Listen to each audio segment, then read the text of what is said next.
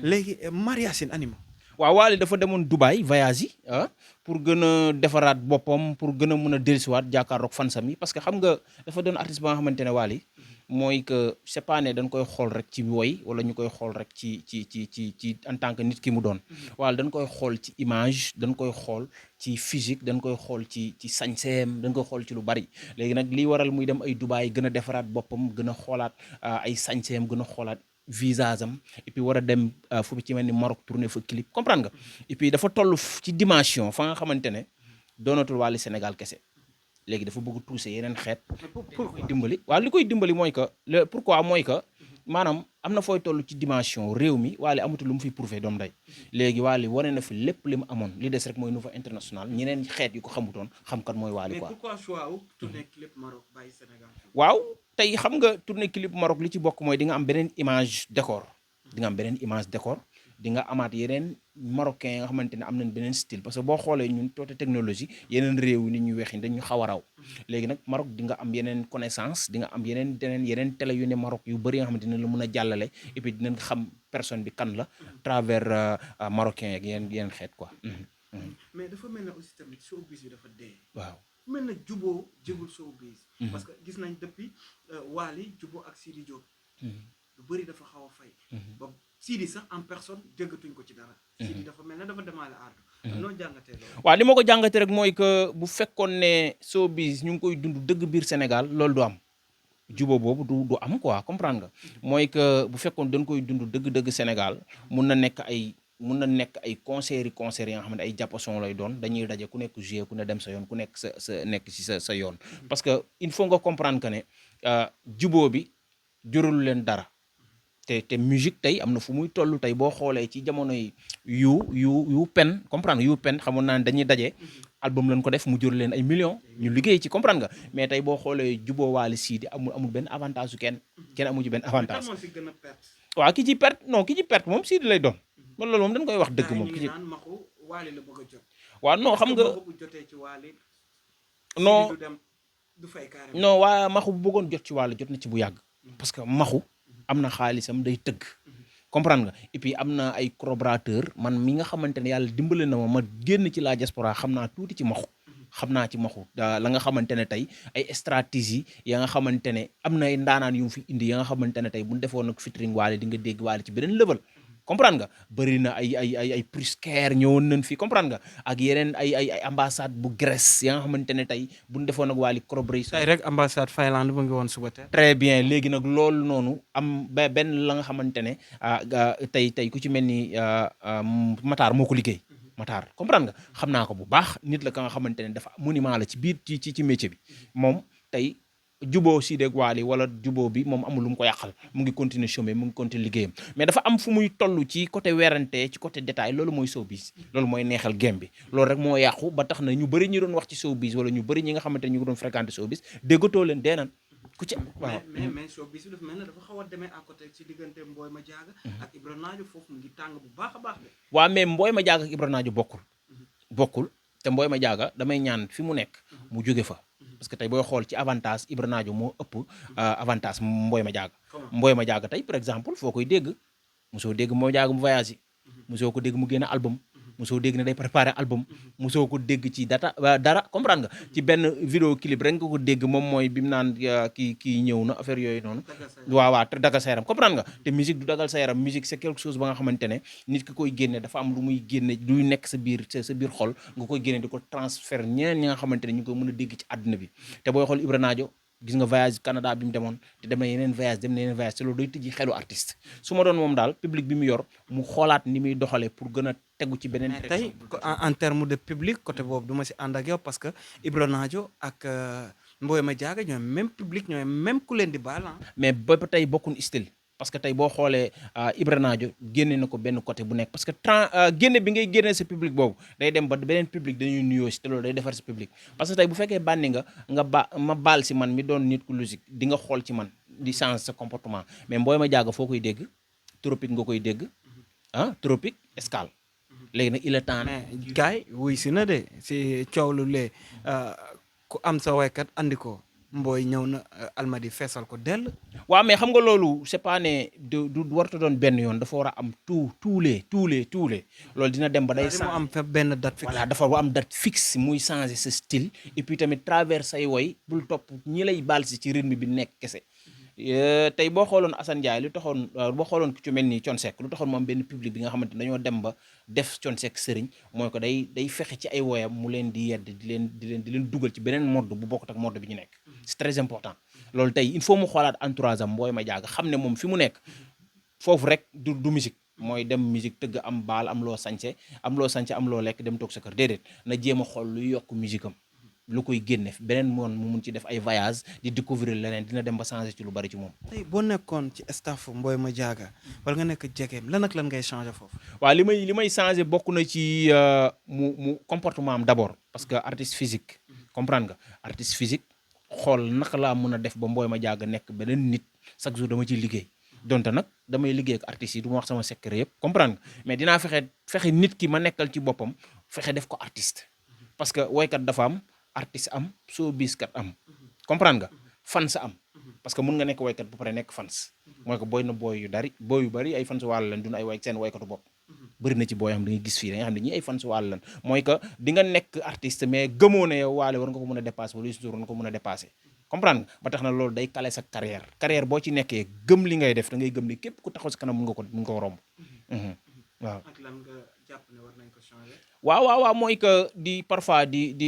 jóge ci banlieue bi di dem ci yeneen villes yi nga xamante ne dina am beneen public bu la fay fekk si parce que am na ku nekk Almadi wala ku nekk biir Dakar ñemewulaa baal si travers fi ngay tëgg mais bu la gisee ngay mel ne ay Mboye ay Ibro Nadio gars yi ñemewuñ leen. waaw loolu da ci bokk mooy maanaam seen public la ñemewun mais ñeme nañ leen parce que personne bi rek nit ñu baax la Mboye Madiaga man jot naa koo gis nit ku baax la jot naa dem soirée nit ku baax la mais public bi leen di baal si la nit ñi di tiit léegi nag loolu li koy waral mooy que ngay génn fi nga nekk di dem feneen ñeneen di la fa fekk si et puis ngay wane ci sa communication que ne ñun de lii lañ tax a jóg lii leen bëgg a def loolu day tax nit ñi dañ lay gën a ñeme quoi.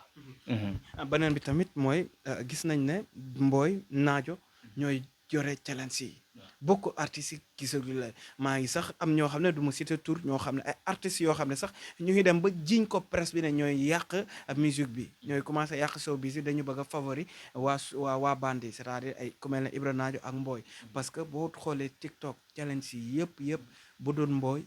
Ibro Nadio la ndax ñoom seen musique dafa dàq li gars yi di teg wala ñee ñoo fay rek. waaw xam nga musique dañuy ambiance. tey Sénégal boo doon cité fii ñi musique doo cité ñu bari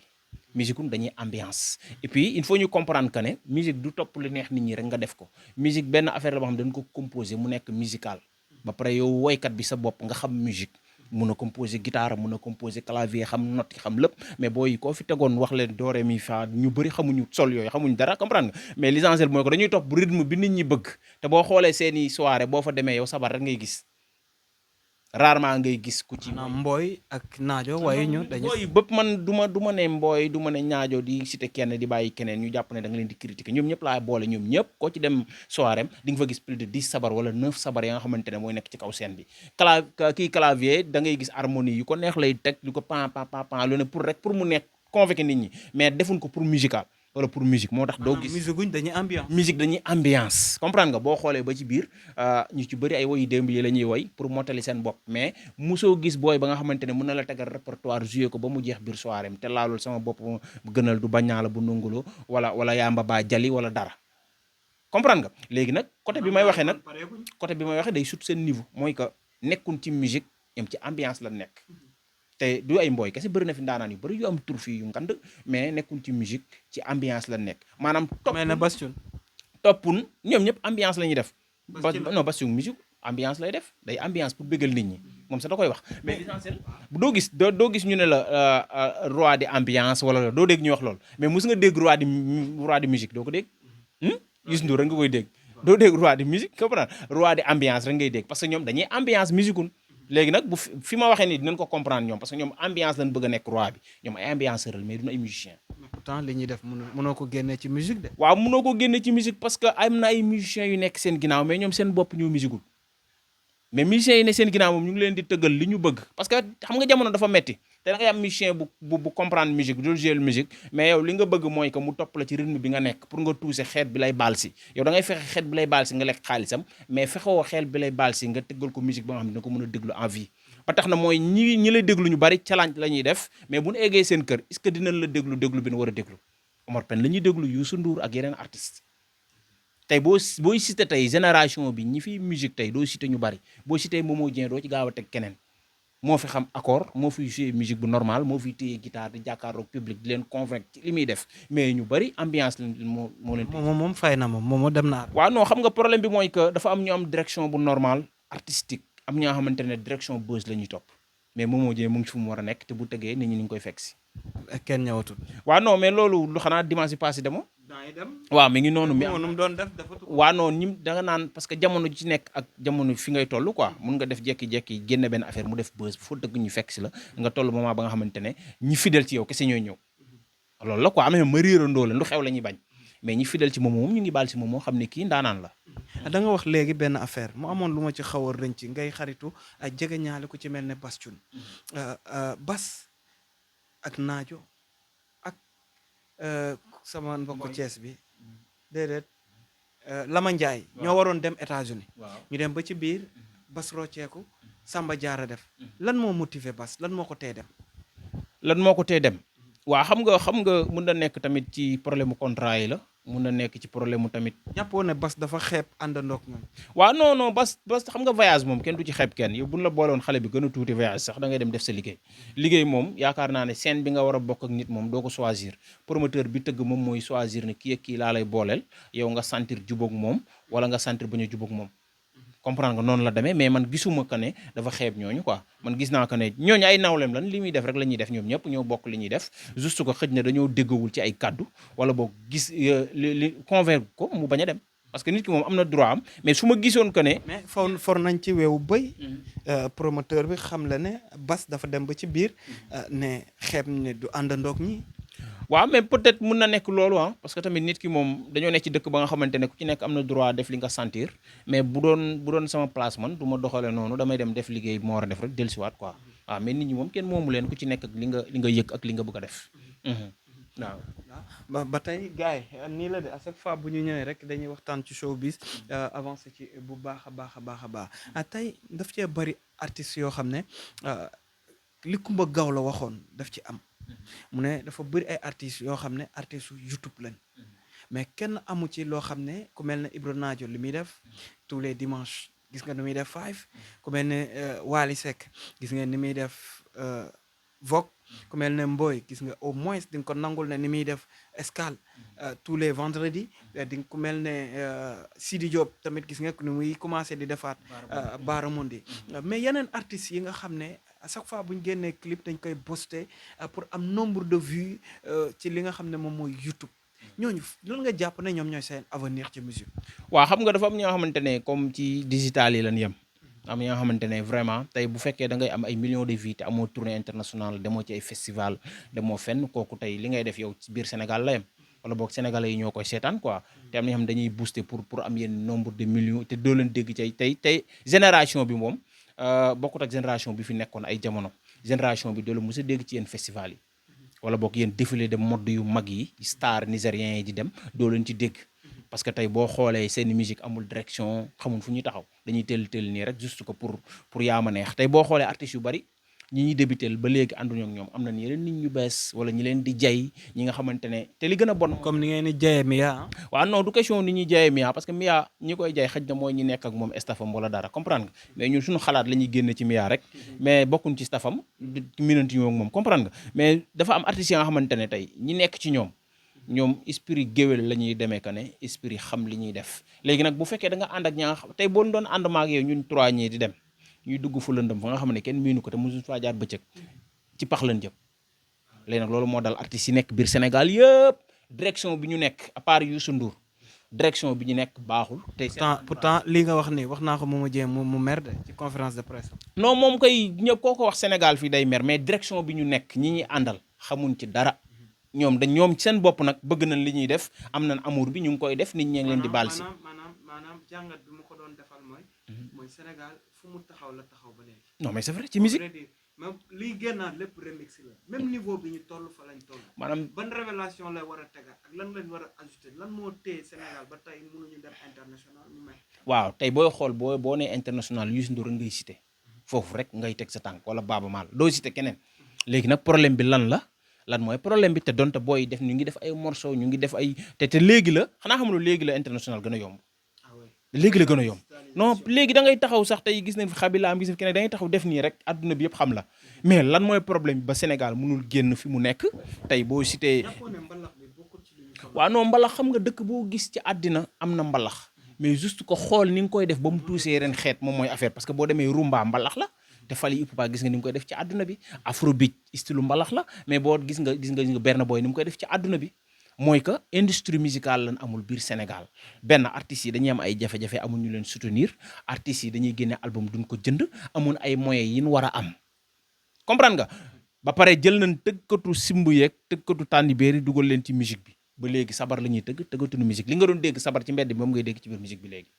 mayetun sax guitare solo mayetun clavis joué mayetun batterie roulade batterie li mu waroon roulade léegi dañ ngoo jël place su cung teg ko fa wala ñu jël place su cóol teg ko fa rambax gi bari léegi rarement ngay gis artiste bu tëju toog xool nan laay def sama musique ba mu tuusee yeneen xeet mais naka laay def ba mu fecc loo sénégalais rek ngay dégg. Exactement, machallah, très pertinent, très pertinent. Mais duñ dem te dugguñu ci leneen sa diggante ak Amady Badiane.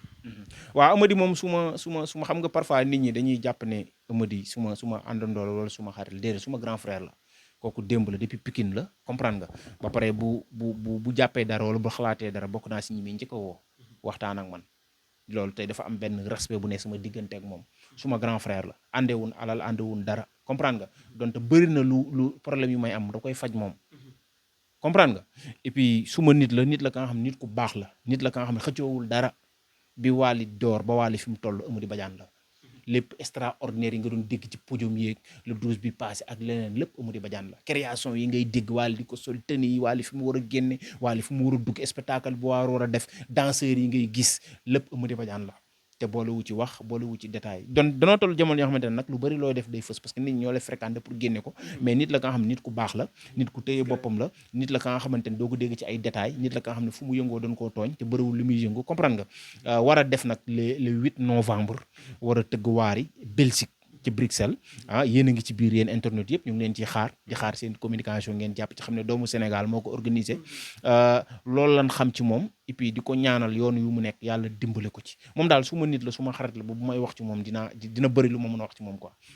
donc mais kon dinañ mën a wax ci li nga xam ne moom mooy le 12 novembre. détaillé ci gars yi gën ko bàyyi le 15 novembre. donc yaakaar naa ne loolu internet yi di nga leen ko may détaillé ko pour ñoom it ñu gën ko comprendre. waaw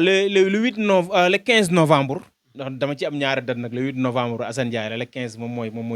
Momo moo tax muy juum quoi léegi le 15 novembre bi Salle Claire la war a tëgg ci Belgique bi mooy deuxième fois nag muy tëgg Wally Belgique comprendre nga di programme ba nga xam ne programme bu rëy la Wally Seck nag Belgique dafa doon day rendre doon lu rëy di ngeen gis son et lumière spectacle bu doy waar parce que xam nga problème bi mooy que bu dee biir Sénégal